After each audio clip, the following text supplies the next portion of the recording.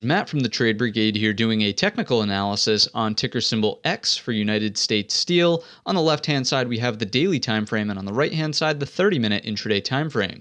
First things first, yes, the chart is already marked up. There were some really great trade opportunities here as it was stuck in little ranges, nice pressure cooker tops, so on and so forth. However, in today's video, it's all about this, the earnings announcement that they gave us after the bell during today's session. So let's go ahead and flip on the extended hours and see what's going on with that number. What you can certainly see, even before I zoomed in, you can certainly tell big green bars to the upside. Okay, so for the sake of today's video, we will assume that we're opening on a gap up for tomorrow's session. Now remember, a lot can happen between now and 9:30 when the bell actually rings, but what we're about to discuss is a framework to help us navigate the bell here. So we want to know where the overnight high is as well as the anticipated open. Let's just for round number's sake call it here at 25.10. Remember, these numbers will likely change, however the framework will not. Let's zoom in a little bit on the daily time frame and talk in terms of scenarios now and what we have to deal with. Whenever we have a gap up, could be down, we always need to consider the gap and trap as the first scenario. So what that looks like in the case of a gap up at least is if we open here,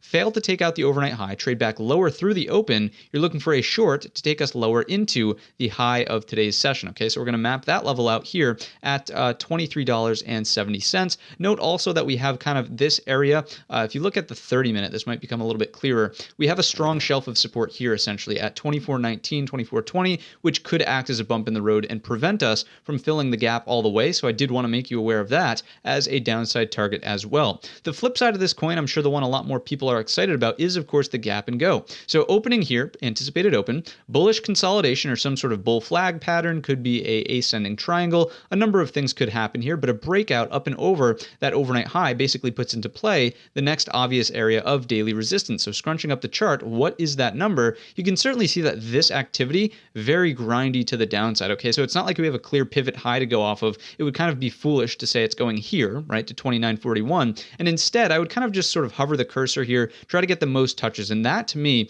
at 26.41 strikes me as an important area. Notice all the interaction we get. So low, low, low, open, sort of high there and low, or excuse me, high and close. There we go.